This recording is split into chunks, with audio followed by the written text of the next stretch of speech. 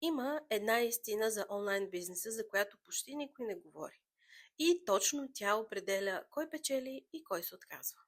Повечето експерти, треньори, консултанти започват с оферта, създават курс, програма или продукт и после си казват: добре, Стасия, сега на къде? Откъде да намеря тези клиенти? Проблемът не е в офертата, проблемът е, че няма аудитория, която да иска да я купи. Затова продажбите се усещат тежки, бавни и изтощителни.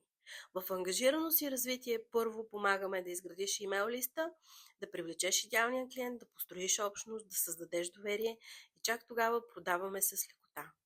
Ако искаш да изградиш тази аудитория, която чака твоите оферти, започни с ангажираност и развитие. Очаквам те на 25 януари в моя вебинар, точно в 5 часа след обяд. Ще говорим повече по темата. Ще се радвам да те видя там.